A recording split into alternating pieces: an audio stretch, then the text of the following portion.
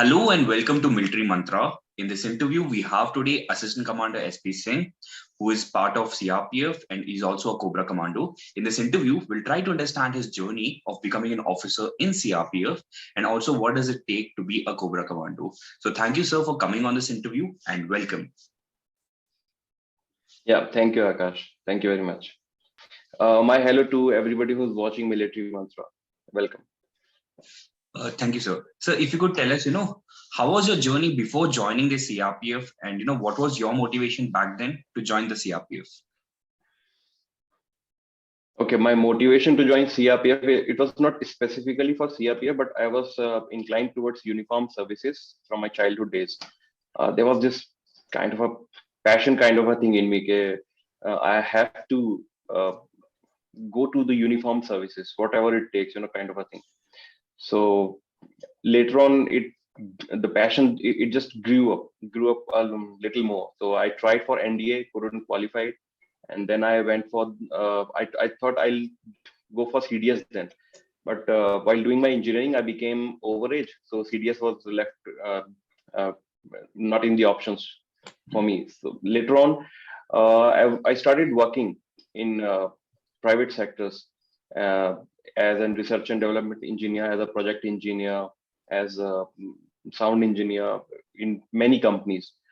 But there was once I saw this advertisement for CAPF, and I thought, okay, I'm matching the age criteria, I'm matching the educational qualifications. My physique is okay for this. Let's try. Okay, so I started trying for it, and side by side, I was also preparing for SSC. So that was kind of a hustle days for me. Yeah, while doing job, I was preparing for all these examinations and all. But then when I got selected for the CRPF, alongside CRPF, I got selected in many other government jobs. So I chose this. Okay, it's my passion which is calling me, and I should not let it go now. That was my journey. It was a little bit zigzag kind of a thing, but I hit the target. Nice, sir. So if you could also tell us, how was your preparation journey for the CAPF exam and your experience in the interview process? If you could briefly tell us that also. See, while doing job, it becomes very difficult because you have to snatch the time out of your daily routine. So it was the same for me. I was into a 9 to 5 job, but you just only say it's a 9 to 5 job. It always starts at 9, but it won't end at 5. So it may end at 6 or 7, or sometimes it stretches to 8 or 9. Snatching the time and finding time to study was really a difficult task. I mean, that was a task for me. I used to ride my bike to my workplace. I stopped doing that. I started going through metro and autos and public convenience, so that I can read. I can read in between. I used to read in metro. I used to read in autos. I remember that time. You seldom see people reading in autos and rickshaws and metros. People are generally busy in mobiles, and I was like reading, so I became a little bit of a limelight then. But nevertheless, I started preparing in a very serious mode in 2011. Okay. After I saw that advertisement, and side by side also, I was also preparing for SSC, because UPSC is kind of a very big thing. There was nobody around me who could tell me and guide me about UPSC except my father and internet. So it was very difficult for me. But when I got selected, I felt okay. I have cleared written part. Now I should go for physical. So I started preparing for physical thing, and then I started seeking help from various means, various people, various internet websites, and various books about interview. When I got that result that I've qualified in the physical and medical examination, the interview became very important because most of the people, they couldn't make it through. So for interviews, I had all these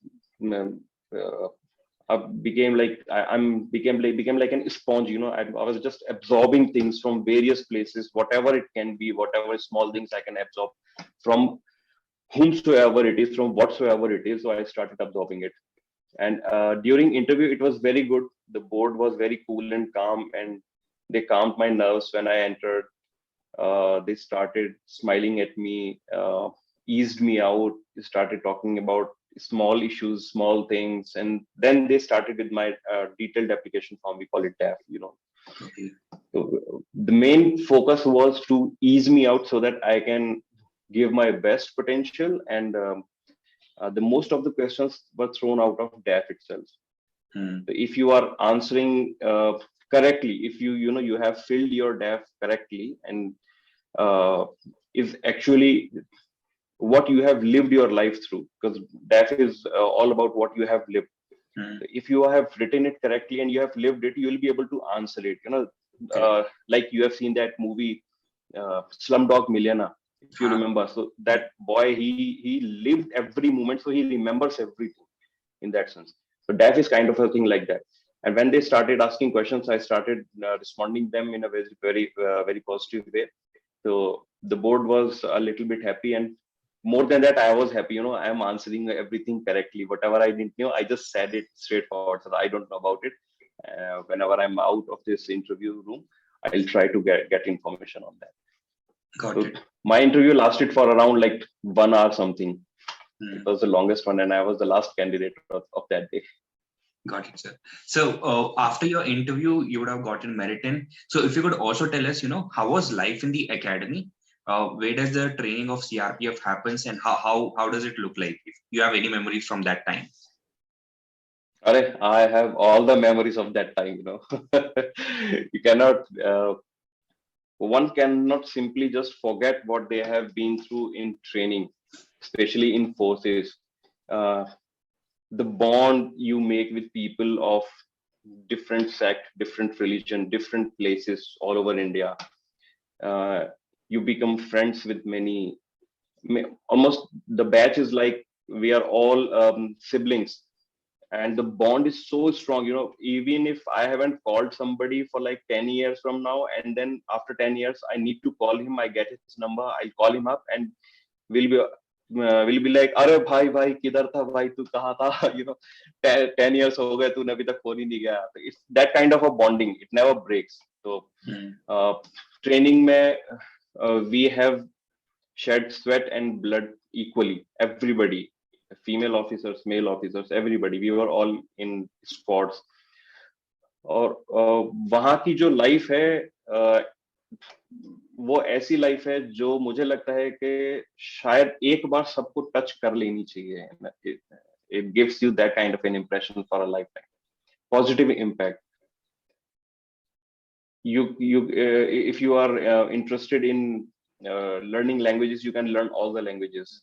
If you are interested in understanding cultures, you can understand every culture there, because we get people from all over the India. The exposure that I've got in the academy was just simply brilliant. It was brilliant exposure. That exposure molded us. I would say about me that it molded me into an extremely different kind of a human that I was before I joined academy, and now that I am. 10 kilometers, 40 kilometers, 50 kilometers, 30 kilograms of weight, 40 kilograms of weight. You just have to walk around like anything in jungles and everything, and still you are smiling with your buddies together. That's a very different feeling. So if you could, also speak about what was your motivation to join the CoBRA Commandos, and how does the selection process look like for that? Okay, we all are so fascinated about commandos. क्या ही करते होगे, क्या ही life होगी and all that. So since I was already inclined towards joining armed forces, so I was very much inclined towards commando. You should be a commando and something. There is an aura, there is a fascination with the word commando. And as a civilian, as a kid, the same I felt. While in CRPF, they have some specific task assigned to a team which they called CoBRA, and they are the specialized commandos of CRPF. like other forces have, like Ghatak, Garun, and Marcos and all. So CoBRA was a specific group which was formed for specific tasks in jungle areas.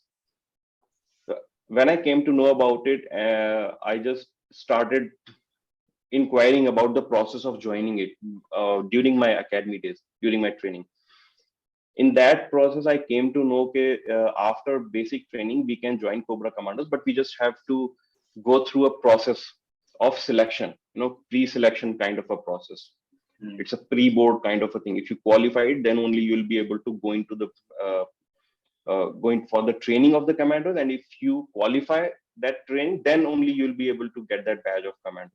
Okay. So I was very much inclined towards it right from the start itself, I can say. Got it. So if you could, also speak about your training process as a CoBRA Commando, how does it look like? And if you could describe any event which is, still in your memory.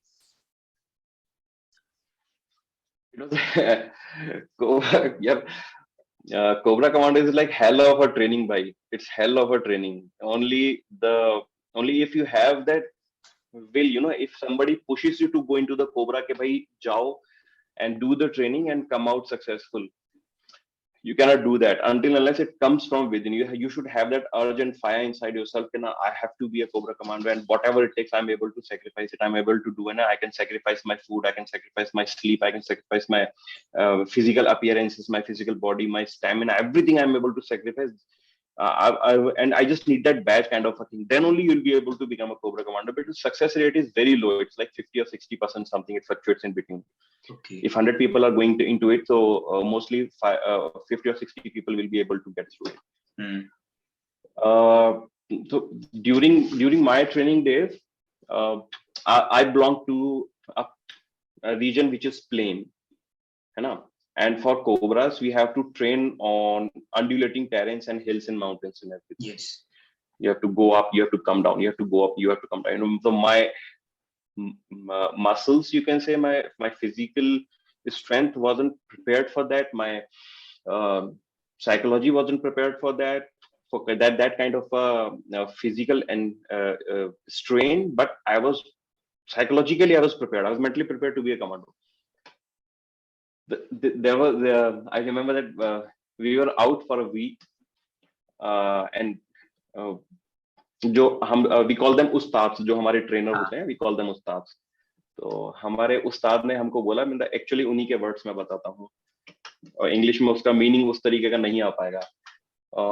हम लोग एक हफ्ते के लिए हमको बाहर निकलना है, and we have to stay in the jungle to feel what it takes to be in jungle. और उसके पहले हम लोग हर रोज रात को जंगल में निकलते हैं, हर रोज निकलते हैं, बट वापस आ जाते हैं तो we have the luxury of bed, we have the luxury of food, mess, everything. आप नहा सकते हैं, you can clean up your body, you can get fresh and something. But एक बार आप बाहर निकल गए हैं तो आपको एक हफ्ते तक जंगल में ही रहना है, and there is no luxury out there. Nothing is provided. All you have to take is your backpack, your rifle, your ammunitions. और बैग में भी there are no luxurious items kind of a thing. You just have that one ground sheet सोने के लिए, ओढ़ने के लिए एक चादर है, उस तरीके का है ना. You are out of your comfort zone है. तो हम लोग अपने कैंप से जब बाहर निकले, this is the camp boundary, हम लोग कैंप से बाहर निकले. अब हम बाहर निकलते ही हमारे उस्ताद ने हमको बोला, सर अब ये आप जो है देखिए, ये जो आपको कैंप की लाइट दिखाई दे रही है, ये आपको लाइट दिखती रहेगी 7 दिन, लेकिन आप इसको टच नहीं कर पाओगे अभी.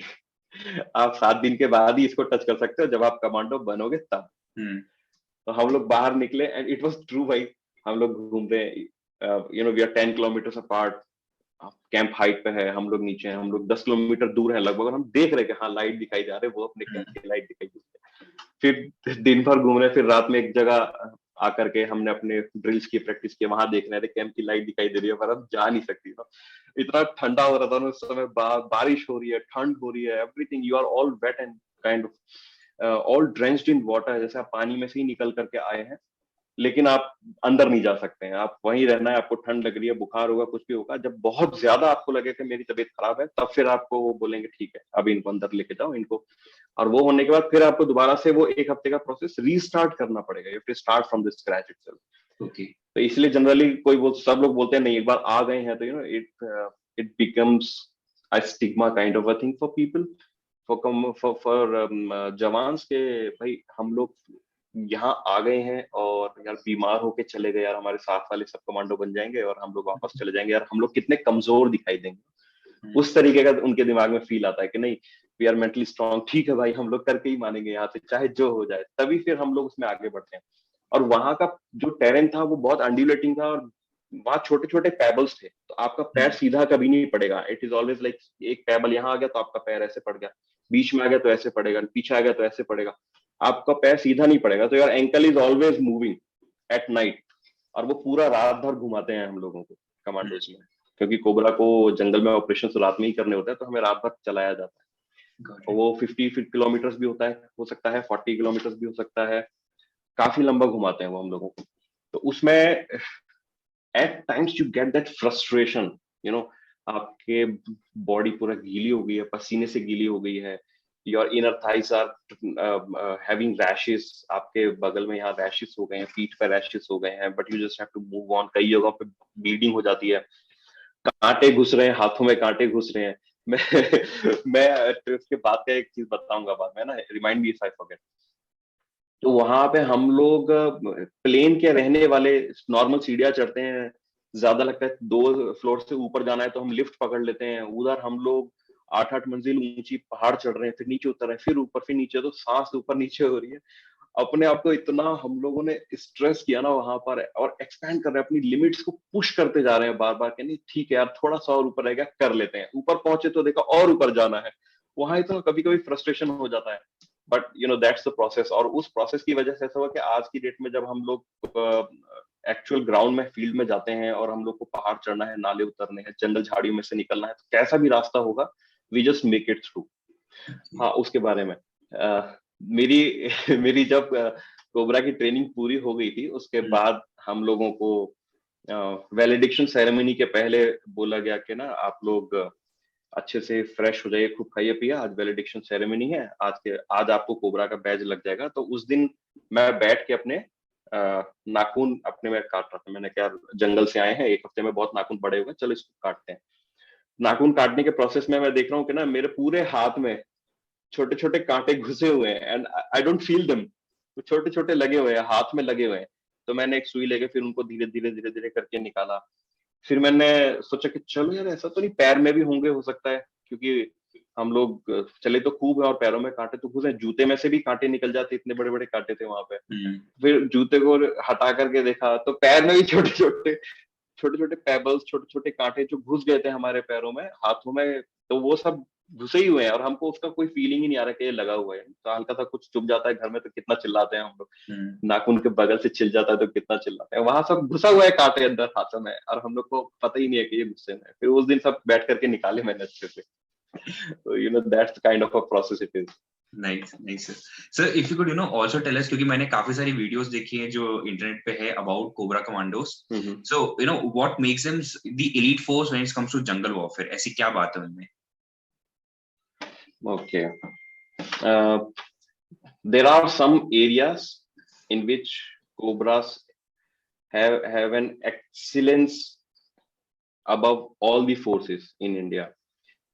It's like walking in the jungle, ठीक है, बेसिक नीड है हमारा, walking at night in the jungle, ठीक, and then third is walking at night in the jungle with silence, without any assistance from other parties, from parties which are outside, like from command room और something.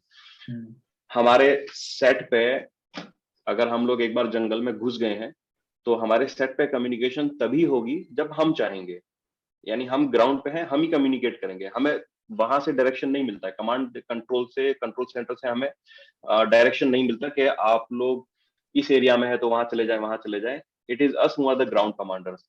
इसके अलावा physical strength, physical stamina, endurance और sleepless nights and everything, training में हम लोगों को 3 महीने की ट्रेनिंग होती है, और उस ट्रेनिंग में फिजिकल स्ट्रेंथ और स्टेमिना के साथ साथ में they don't allow you to sleep for much, you just have had a sleep of 3 to 4 hours per day kind of a thing. तो ये बहुत सारी चीजें मिला करके हम लोगों को बिल्कुल डिफरेंट कर देती हैं। और जंगल वॉरफेयर में, गुरिल्ला वॉरफेयर बेसिकली अगर हम कहें, और जंगल वॉरफेयर की अगर हम बात करें, वहां पर जिस तरीके से और जिस एक्सीलेंस के साथ में कोबरा काम कर सकती है, वैसा अभी कोई और फोर्स जो है नहीं कर सकती है उस तरीके का काम। So every force rely on Cobra when it comes to jungle warfare. Got it, sir. So, if you could tell us, because you are yourself a CoBRA Commando, what kind of qualities are being looked at during your selection and the training process? And if an aspirant wants to join the CoBRA, so how can he prepare himself or herself? Okay, देखो, motivation के लिए मैं बता देता हूँ, it's the green beret and the badge you get and the uniform you get. तो आपका Barrett भी अलग है, आपकी ड्रेस भी अलग है, आपके पास एक कोबरा का बैच भी है, and you are a commando. इसके अलावा अगर कोई ये देखना चाहे कि मैं कोबरा में जाना चाहता हूं, तो मुझे अपने अंदर किस तरीके की क्वालिटीज को पहले से ही डेवलप करके रखना है, तो उसमें मैं सिर्फ एक ही क्वालिटी की बात करूंगा, और वो क्वालिटी है कि you just have to forget yourself and completely sacrifice your physical strength to the process। अगर आपके अंदर उस तरीके की विल पावर है कि मैं इस प्रोसेस में जाने के लिए, इस प्रोसेस के पार आने के लिए अपने आप को जो है पूरी तरीके से इस प्रोसेस के सुपुर्द कर दूंगा, तो फिर आप कोबरा कमांडो उधर बन के निकल जाएंगे, then nothing can stop you. But अगर if everything comes in mind, मेरा कंफर्ट जोन भी होना चाहिए, मुझे खाने के लिए भी टाइम से मिलना चाहिए, मुझे इतना रेस्ट भी मिलना चाहिए, मुझे इतनी फैसिलिटीज भी मिलनी चाहिए, तो फिर वो आपका सब कुछ खत्म हो जाएगा। ये सब आपके दिमाग में साइकोलॉजिकल उतना असर डाल देंगे कि आप फिर उस प्रोसेस में जाने के लिए भी तैयार नहीं कर पाएंगे खुद को। और ऐसा होता है, बहुत लोगों के साथ होता है इस तरीके। Got it. सर, आपने बताया आप ट्रेनिंग के बाद आपने कोबरा कमांडो ज्वाइन किया। So if you could tell us कि even after training, after you serve a particular tenure in CRPF, तब भी आप ज्वाइन कर सकते हैं? और कर सकते हैं तो कोई एज लिमिट है एज एन ऑफिसर? हाँ हाँ, there is an age limit and it keeps on revising, sometimes it's less, sometimes it's more, you know। Okay.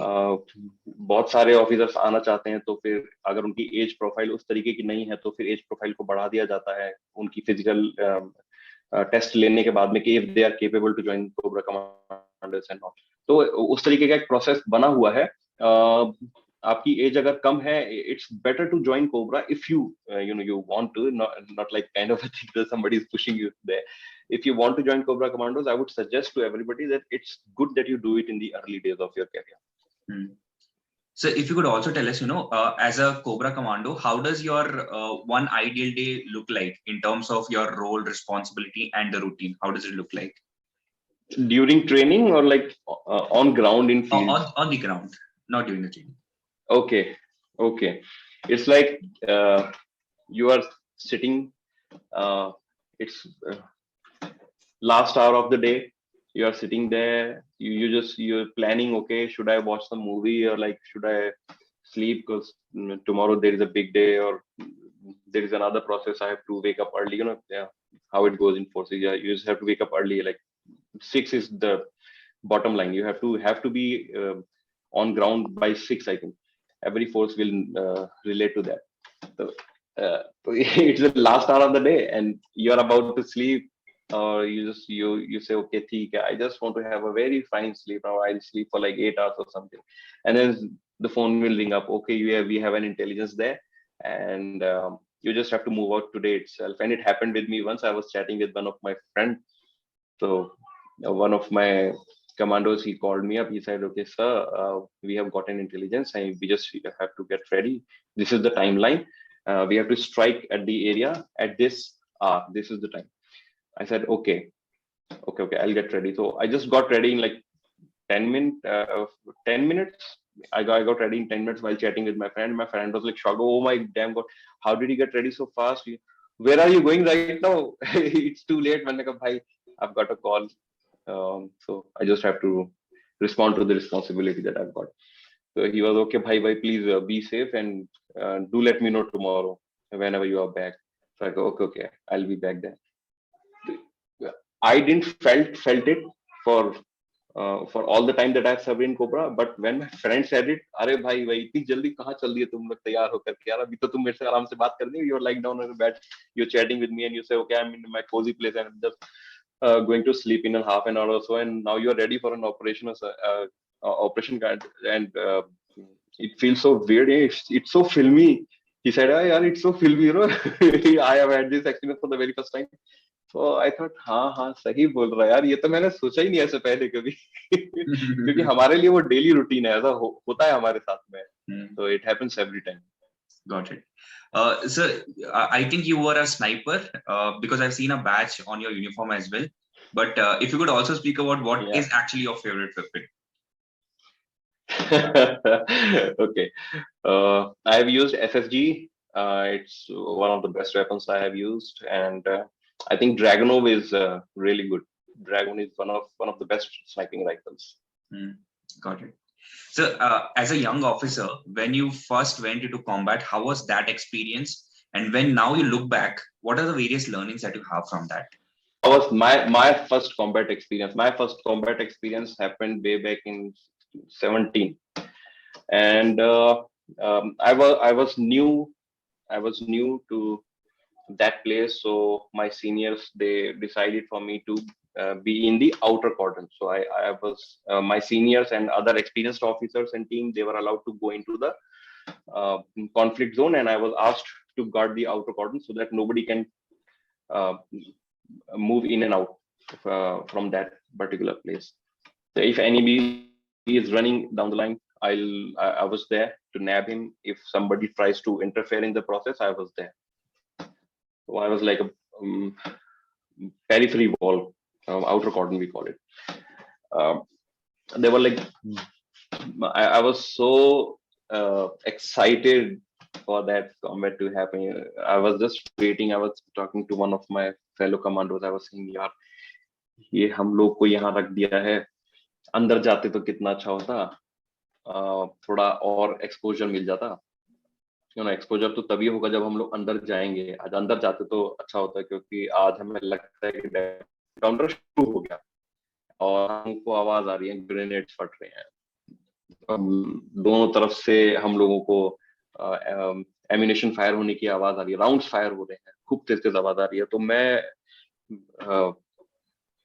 मैं जितना अलर्ट था उस समय मैं उससे बहुत ज्यादा एक्सपोनेंशियली अलर्ट हो गया, और उस पूरे एरिया को इतना शार्प आई, एकदम ईगल आई के जैसे ईगल आई होती है उस तरीके से मैं उसको मॉनिटर कर रहा हूँ, चारों तरफ से फ्रिस्किंग कर रहा हूँ कि एरिया मेरा क्लियर रहे, यहाँ पे कोई आना जाना नहीं चाहिए, because there is something big going on inside. My seniors, my fellows, they are trying to nab some anti-nationals, and if I make a lacuna in that place, so it can become a blunder for my people. तो इसलिए I become very alert. तो हम लोगों को कुछ गांव वाले दिखे कि ना वो अंदर जा रहे हैं, वो एक रास्ता जा रहा था, तो उस रास्ते को पकड़ के अंदर क्यों जा रहे थे, and that way was leading to. मैंने उन लोगों को रोक करके फिर उनको अपने पास बिठाया. फिर उस समय तो लग रहा था कि हो सकता है they are somebody who are trying to help those people get away. They could be some outsourced help for enemies. तो उनको थोड़ा गुस्से से भी देख रहा हूँ, but then I was having that feeling of responsibility, they might be innocent civilians, so I just have to be very polite with them because they have their own rights and I must not breach them. तो फिर उनको बिठाया, उनको डांट के भी समझा रहे हैं, प्यार से भी समझा रहे हैं, उनको बोल रहे हैं तो वो लोग अंदर ना जाएं, इसके लिए उनको हम समझा रहे हैं. और उस समझाने के प्रोसेस में when all these conflicting thoughts were in my mind, तो the best I could say to them was, अगर आप अंदर जाओगे तो हो सकता है कि आपको भी गोली लग सकती है, तो आपका भी नुकसान हो सकता है, आपको बहुत ज्यादा इंजरी हो सकती है. That was the best I could come up. और फिर मैंने उनको वहां रोक लिया. उन लोगों को भी समझ में आ गया. फिर जब हमारा प्रोसेस कंप्लीट हो गया, सारी पार्टीज को कॉल किया कि भाई अपने अपने एरियाज को आप लोग सर्च करें, the process is complete now, we have to search the area thoroughly. फिर उन लोगों को हमने वहां स्टेट पुलिस को, मैंने अपनी एक टीम को भेजा कि इन लोगों को स्टेट पुलिस के पास लेकर के जाइए, so that they can identify them if they are actually villagers और they are like pro extremist, they are enemy helpers और समथिंग. फिर उनको वहां भेज दिया. फिर उस प्रोसेस को पूरा देखा. तो that was first kind of an experience where my life was at stake, life of my people were at stake, the life of civilians were at stake, and I had to be very very thoughtful and very very responsible at that particular time. तो वहां मैंने एक sense of responsibility जो होता है वो मैंने life में पहली बार इतना पीक पे महसूस किया अपने अंदर में। और उसके बाद से मुझे लगा कि नहीं, I we have to be very responsible in every situation, not just in during encounter और operation, but in every situation we have to be very responsible. So that's my experience with that. Sir, if you could, also speak about, how do you look at leadership? Because I understand you, when you're leading men, you're leading a motivated kind of men in CoBRA Commandos. So how do you, define leadership when you look at now? Okay. See, हमारे जवान जो हैं they are far more physically capable, क्योंकि वो लोग 19 साल की उम्र में, 20 साल की उम्र में, 21 साल की उम्र में वो लोग फोर्सेस को ज्वाइन कर लेते हैं। और for officers we have age criteria is 25। तो हमारा फिजिकल स्टैंडर्ड्स जो हैं वो कई जगहों पर उनके साथ में मैच नहीं कर सकते हम लोग। हम जो काम आधे घंटे में करेंगे, हो सकता है जवान वही काम 20 मिनट में कर लेगा। मतलब अगर रनिंग की हम लोग बात करें, सिंपल रनिंग की बात करें, लेकिन जब हम लोग बात करते हैं लीडरशिप की, तो लीडरशिप एक ऐसा ट्रेट है which is in itself is very dynamic. हो अगर दोनों तरीके से बात करते हैं, अगर मैं किसी चीज से बचना चाहता हूं तो मैं ऐसे ही ग्रुप को ढूंढूंगा जो उस चीज से बचना चाहती हो, यानी talking in terms of negativity kind of. तो मैं उन सबको अगर मोटिवेट कर सकूं कि तुमको बचना ही है और उसके तरीके क्या हो सकते हैं, तो मैं उनका लीडर बन जाऊंगा कि भाई इसने हमको सही तरीका बताया इस चीज से बचने का, मतलब कुछ गलत करने का, कि हमको टाइम से वहां पहुंचना है लेकिन हम वहां नहीं जाना चाहते टाइम से, है ना। तो हम लोग चलो बच जाते हैं, उस जगह से बचते हैं, या कोई रिस्पॉन्सिबिलिटी आ गई तो सब लोग बचना चाहते हैं उससे, तो वहां भी एक लीडरशिप क्वालिटी है, लेकिन वो नेगेटिव ट्रेट है। तो लीडरशिप जो है वो बहुत ही डायनेमिक टर्म है। हम लोग उसको बहुत सिंपल टर्म्स में डिफाइन करने की कोशिश करते हैं कई लोग, लेकिन it's very difficult to define it in that way. But अगर हम लोग अब बात करते हैं कोबरा कमांडोज की, सिर्फ मैं कोबरा कमांडोज की बात करता हूँ कि मैं उनका एक असाइंड ऑफिसर हूँ, है ना। एक ऑफिसर होने के नाते वो मेरी बात सुनेंगे, मेरे ऑर्डर्स का पालन भी करेंगे। जो मैं उनको रिस्पॉन्सिबिलिटीज और ड्यूटीज दूंगा वो उस रिस्पॉन्सिबिलिटी और ड्यूटी को वर्ड बाय वर्ड फॉलो भी करेंगे। लेकिन जब मैं उनका लीडर बन जाऊंगा, जब मैं उनका लीडर बनूंगा, या मेरे अंदर वो कुछ ऐसी क्वालिटीज देखेंगे कि सर के अंदर इस तरीके की क्वालिटी है, तो वो फिर मुझे फॉलो करेंगे, मतलब वो मेरे जैसे काम करने की कोशिश करेंगे। अगर मैं ये करता हूं तो वो वही काम करने की कोशिश करेंगे, तो वो बोले हमारा लीडर करता है तो चलो हम भी करते हैं। तो वहां मेरी रैंक जो है उनको आदेश नहीं दे रही है, वहां एज अ फेलो मैं उनको कुछ बता रहा हूं और वो अपने आप उसको फॉलो कर लेंगे। मैं उनको एक बात बोलूंगा, वो 4 काम करके दिखाएंगे मुझे, वहां लीडरशिप आ जाती है। तो उसमें बहुत सारी चीजें एसिमुलेट हम कर सकते हैं कि हो सकता है कि फ्रेंडली नेचर हो किसी का, तो कई मेरे टीम के मेंबर्स जो हैं वो इसी वजह से मेरी बात मान लेते हैं कि उनको लगता हो कि सर बहुत फ्रेंडली हैं और उन्होंने हमें कुछ कहा है तो चलो हम कर देते हैं। जैसे यारी दोस्ती में हम लोग करते हैं कि भाई मेरे दोस्त ने कहा है तो मुझे करना ही है ना। वहां पे हमारे ऊपर कोई लोड नहीं है, लेकिन हम काम कर लेते हैं, भाई दोस्त ने बोला है तो भाई कर देंगे, कोई दिक्कत नहीं। कई जगहों पर वो हो सकता है ये फील करें कि मैं उनकी केयर करता हूँ, बेशक मैं अधिकारी हूं लेकिन मैं उनके साथ जुड़ा रहता हूं और उनकी केयर करता हूं। वो हो सकता है इस वजह से वो मेरी बातों को माने, मेरे ऑर्डर्स को फॉलो करें बहुत आराम से बिना किसी समस्या के। मैं किसी के साथ बैठ के बातचीत करता हूँ, खाना खाता हूँ, तो हो सकता है वो इस वजह से फॉलो करें। तो हम जब लीडरशिप क्वालिटी की बात करते हैं तो लीडरशिप क्वालिटी एज सच बहुत सारी चीजों से मिलकर के बनी हुई है। It's a comprehensive kind of a thing, जहां आपके छोटे छोटे छोटे छोटे छोटे छोटे पॉजिटिव एटीट्यूड्स, पॉजिटिव एट्रीब्यूट्स और आपके positive understanding of people around you वो काम करती है। तो जब आप लोगों को मोटिवेट कर सकते हैं किसी भी तरीके से, आप उनको प्यार से भी मोटिवेट कर रहे हैं, आप उनको भविष्य के बारे में कुछ अच्छा दिखा के मोटिवेट कर रहे हैं, आप उनको उनके साथ दोस्ताना व्यवहार रख के मोटिवेट कर रहे हैं, तो वो मिला करके फिर लीडरशिप क्वालिटी बनती है। तो अपने आप को पॉजिटिव रखना है हर एक के लिए। हर एक इंसान की अपनी एक हसल है, अपना एक स्ट्रगल है, उस स्ट्रगल को समझने की कोशिश करो, तो आपका एटीट्यूड उनके लिए चेंज हो जाएगा। आपको लगेगा कि नहीं, ही इज ऑल्सो स्ट्रगलिंग, तो मैं इसकी स्ट्रगल में कितनी मदद कर सकता हूँ वो मैं देखूं। तो जब आप वो करने लगोगे तो लोग अपने आप को खुद ब खुद ही फॉलो करने लग जाएंगे, and you will become a leader. और उसके लिए आपको you just have to lead from the front, that's kind of a thing. Got it, sir.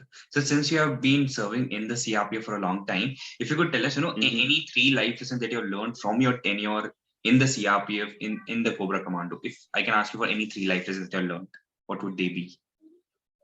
Okay, एक तो डेली रूटीन का बता देता हूँ कि correct time, correct place and correct dress. अगर आपने ये 3 चीजें करेक्ट की हुई हैं, then you are definitely going to be successful in life. और ये तो एवरीडे हमको करना ही पड़ता है। इसके अलावा जो यहाँ पे रह करके जो मैंने सीखा वो है, पहला, हर एक की इज्जत करना, हर एक व्यक्ति की इज्जत करना। हमारे साथ में यहाँ पर हमारे ट्रेड्समैन भी होते हैं, और ट्रेड्समैन में हमारे सब हर तरीके के लोग हैं, जिसमें कॉबलर है, टेलर है, कुक्स हैं, क्लीनर्स हैं। हमारी जो टीम है वो हर एक को मिला करके बनी हुई है। हर एक सेक्स से लोग आए हुए हैं, हर एक रिलीजन के लोग आए हुए हैं, हर एक एरिया से लोग आए हुए हैं। सब अलग अलग तरीके का खाना खाते हैं, सबकी अलग बोली है, अलग भाषा है, अलग वेशभूषा है, अलग कल्चर्स हैं, सबका सब कुछ अलग अलग है, डिफरेंट बैकग्राउंड्स हैं उनके। लेकिन यहाँ पे हम लोग सब एक साथ हैं, हम लोग सब फोर्स के मेंबर्स हैं, हम लोग सब कोबरा की बात करें तो हम लोग सब कमांडोज हैं। और जब हम नॉर्मली किसी को नॉर्मल कमांडो, कोबरा में तो हम लोग सबको कमांडो ही बुलाते हैं, लेकिन जब हम नॉर्मल बटालियंस में भी होते हैं वहां भी हम हर एक को जवान ही बुलाते हैं। उसकी एज प्रोफाइल मैटर नहीं करती, उसके क्या काम करता है वो मैटर नहीं करता, ड्यूटीज क्या है वो मैटर नहीं करती, बस वो जो है हमारे लिए जवान है। तो आप सबको रेस्पेक्ट कीजिए, इक्वल रेस्पेक्ट फॉर एवरीबॉडी। अगर आपको लगता है कि मेरी सब लोग इज्जत करें तो आपको सबको इज्जत देनी पड़ेगी, वो अपने आप आपकी इज्जत करने लगेंगे। पहली चीज तो ये। दूसरा ये कि be humble every time, what ever is happening, just be humble, because uniform का एक जोर होता है हर एक व्यक्ति पे। हम यूनिफॉर्म के साथ में हमारे पास बहुत तरीके की पावर आती हैं, और एक हम लोग खुद भी महसूस करते थे इस चीज को, एक यूनिफॉर्म के साथ में एक डर जुड़ा हुआ होता है कि ना, ये फोर्स का आदमी है, पुलिस का आदमी, खाकी पहनता, पता नहीं क्या ही हो जाएगा हमारे साथ में। पुलिस के पास जाने से लोगों को थोड़ा सा हिचक होती है, आज के टाइम में उतना नहीं है, लेकिन पहले जो होती थी वो हमने भी महसूस किया है।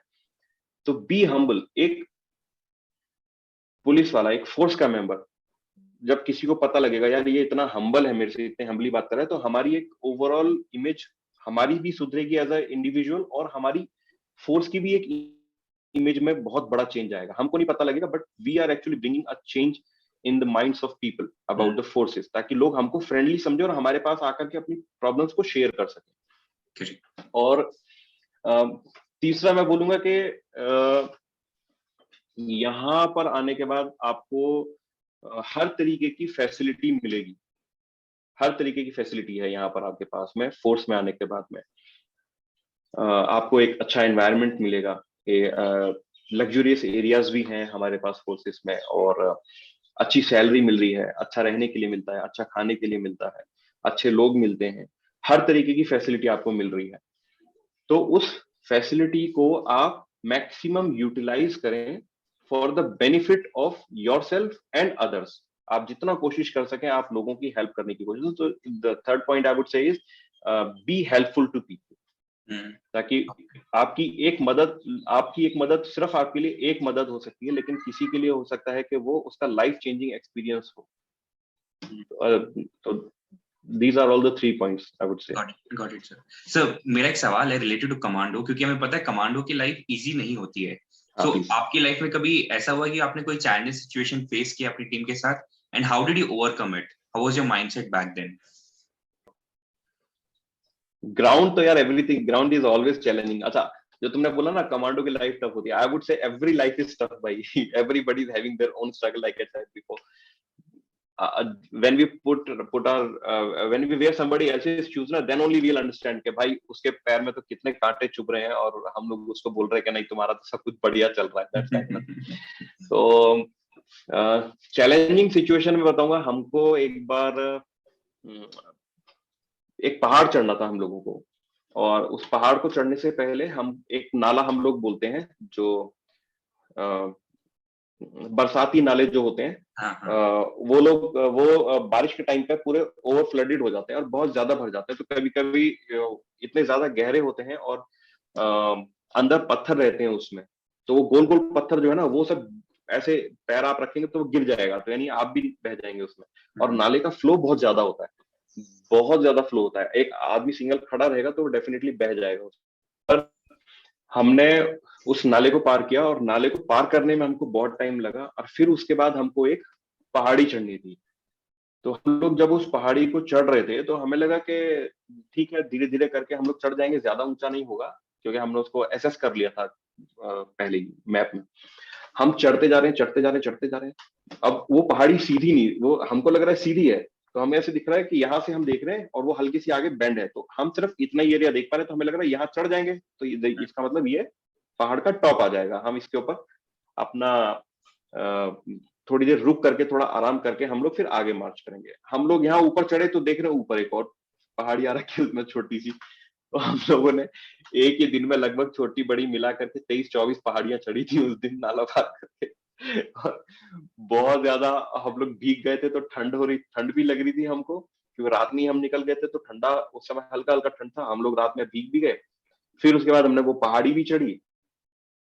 तो हम लोगों ने एक ही दिन में वो करीब 23 पहाड़ियां चढ़ी छोटी बड़ी मिला करके, and we were like all exhausted. पानी भी खत्म हो गया और हम लोग बहुत परेशान हो रहे थे उस समय. बट एरिया हम लोगों ने बहुत अच्छे से सर्च किया पूरे एरिया को. और फिर जब उतरने की बारी आई तो you know it's always easy to climb up and it's very difficult to come down. It might look easy to come down but it's very difficult. आपके पैर की जो एक एक मसल है ना उसमें बहुत ज्यादा प्रॉब्लम होती है उतरने में. घुटनों पर इतना लोड आता है, लोअर बैक में इतना लोड आता है. तो हम लोग जब उतर रहे थे नीचे तो we were helping each other, ठीक है, धीरे धीरे. And it was kind of a cliff kind of a thing, almost like 70 degrees के आसपास में रहा होगा. 90 डिग्री होता तो हम लोग फिर कभी उतर ही नहीं पाते थे.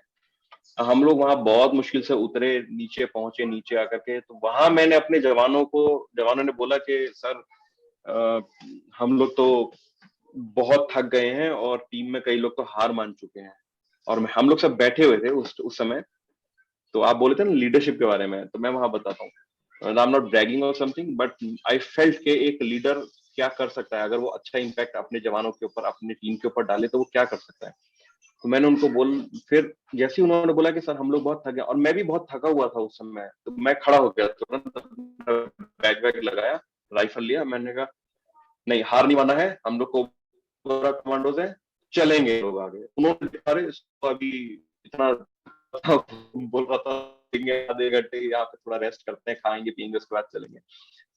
और अभी एकदम से खड़े होकर बोल रहे नहीं चल रहे, तो सबको लगा नहीं ठीक है सर बोल रहे चलने के लिए, तो हम लोग सब चलेंगे. फिर हम लोगों ने मार्च करना शुरू कर दिया. और वो जो हमने मार्च शुरू किया तो हम करीब 8 घंटे तक हम लोग लगातार वॉक करते रहे, ऊपर चढ़ने में और नीचे उतरने में. हम बीच में फिर कहीं रुके ही नहीं, बस खड़े होके पानी वानी पिया और चल दिए. तो वो that was very very very difficult situation. एक बार के लिए मुझे लगा कि हम लोगों को उस पहाड़ी पे ही रुक जाना चाहिए, ताकि हम लोग थोड़ा देर आराम करके रिकूप कर लें, अपने आप को एनर्जाइज कर लें, और फिर हम वॉक करें. बट देन आई थॉट कि नहीं, अगर हम यहाँ रुक गए तो वी कैन बी ट्रैप. दुश्मन को हमारी मूवमेंट का डेफिनेटली पता लगा होगा और वो हमको यहाँ ट्रैप कर सकता है. और अगर उसने हमको इस तरीके के टेरेन में अगर ट्रैप कर लिया और हम लोग सब थके भी होंगे, तो it becomes very difficult for us to fight back with full zeal and full at our full potential.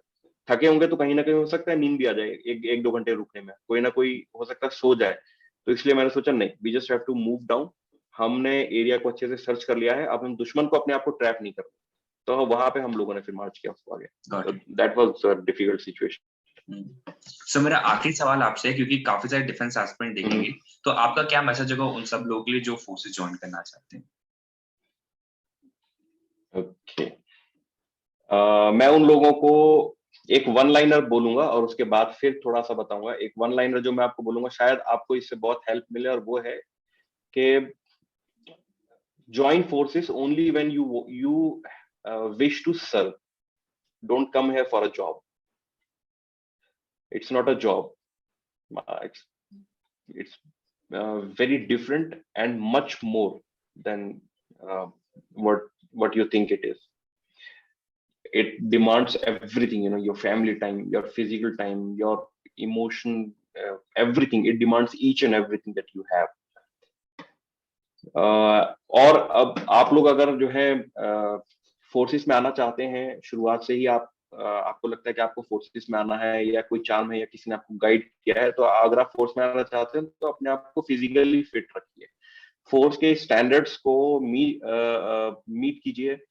देखिए कि आपका हाइट प्रॉपर हो, आपकी नॉकिंग नीज, फ्लैट फुट, इस तरीके की प्रॉब्लम्स आपको ना हो। अपने आप को सुरक्षित भी करके रखना है। डोंट गेट टू एडवेंचरस कि आपको ऐसी चोट लग जाए कि फिर उसके बाद आपका मेडिकल आउट हो जाए। तो इस तरीके से अपने आप को बचा करके रखना है और अपने आप को फिजिकली फिट भी रखना है। एग्जामिनेशन की बात अगर हम करें तो फोर्सेस में जाने के बहुत सारे तरीके हैं। एनडीए है, सीडीएस है, टेरिटोरियल आर्मी है। तो आप 10th के बाद, 12th के बाद, ग्रेजुएट करने के बाद आप सारी फोर्सेस को ज्वाइन कर सकते हैं। उसके लिए अलग अलग एग्जाम्स हैं। एसएससी एग्जाम लेती है, यूपीएससी एग्जाम लेती है, आर्मी अपने अलग एग्जाम्स कंडक्ट करती है, टेक्निकल एंट्री है। तो बहुत तरीके की एंट्रीज हैं। आप हर एक के ऊपर नजर रखिए और अपने आप को पहले से ही बना के रखिए कि मैं फोर्स में जाना चाहता हूं, तो मुझे इस तरीके की वेबसाइट्स को देखना, इस तरीके के चीजों को समझना है। एग्जाम्स की डेट वगैरह को पहले से ही आप पता करके रखिए, क्योंकि मिस हो जाएगा तो फिर वो एज क्राइटेरिया मैच नहीं होता है, बाद में फिर पछताने के अलावा कुछ बचता नहीं है ना। बाकी इसके अलावा आपके और जो सवाल होंगे तो आप आकाश को भेज दीजिएगा, आकाश मुझे भेज देगा, and I will be happy to answer. Thank you, thanks a lot sir for your time on this session. और हमें काफी सारी चीजें पता चली सीआरपीएफ और एज अ कोबरा कमांडो क्या क्या होता है। So thanks again sir for your time on this session. जय हिंद सर। थैंक यू, जय Hind, and thank you for this opportunity. I wish के आप अपनी लाइफ में बहुत तरक्की करो और आपका चैनल बहुत जल्दी से ग्रो करे, तो ये मेरी शुभकामनाएं हैं आपके लिए। Thank you, thanks for this.